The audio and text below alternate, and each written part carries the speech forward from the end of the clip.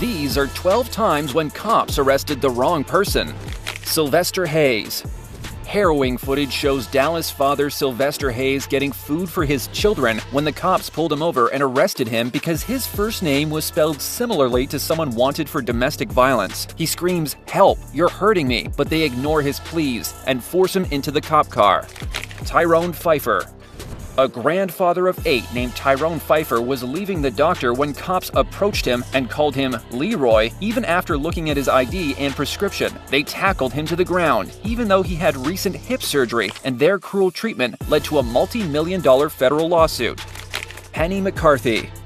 U.S. Marshals made a huge mistake when they drove up to 66-year-old Penny McCarthy with rifles blazing and 6 heavily armed officers arresting her at gunpoint, leading the poor woman to believe she was being kidnapped. The government agency dragged their feet, and it took 6 months to make them release the footage that proves they abused an innocent woman.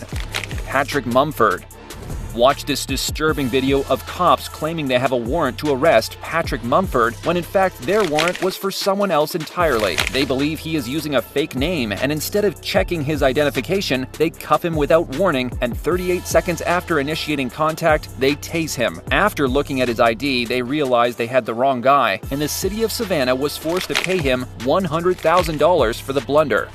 Shane Brown. A young black man in Henderson, Nevada had the misfortune of sharing a name with a white man twice his age who was wanted on a felony weapons charge, and the cops refused to listen to his story, arresting him despite the fact that their descriptions didn't add up at all. Antonio Arnello. Watch as cops tackle Antonio Arnello to the ground and break his wrist, even though he is totally innocent and had been cooperating with all of their questions. Arnello got the last laugh when he successfully sued the city of Savannah for $350,000.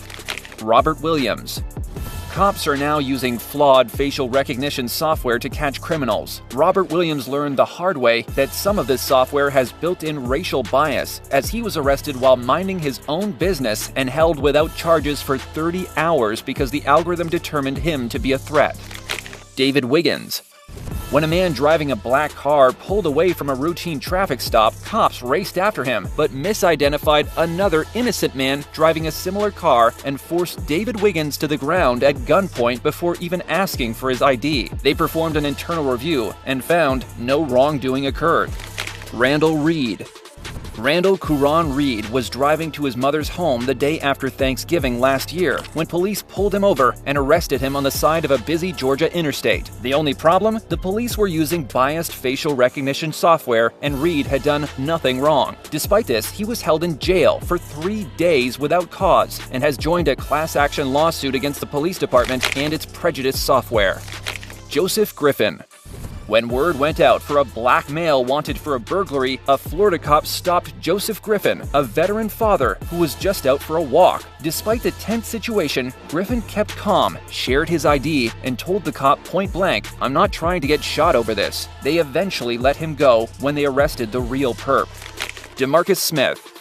Orlando cops arrested DeMarcus Smith while he was at work and forced him to the ground at gunpoint. But they actually wanted another black man who worked for the same business and didn't care that the names didn't match up, and the wanted man is 4 inches taller and 50 pounds heavier than Smith.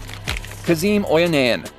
An innocent black businessman named Kazim Oyanayan was handcuffed in his own home, and the cop never said why he was being arrested. It turns out a friend had triggered his alarm system, but the cops refused to believe he was the homeowner and wouldn't let him go until another officer arrived who recognized Oyanayan.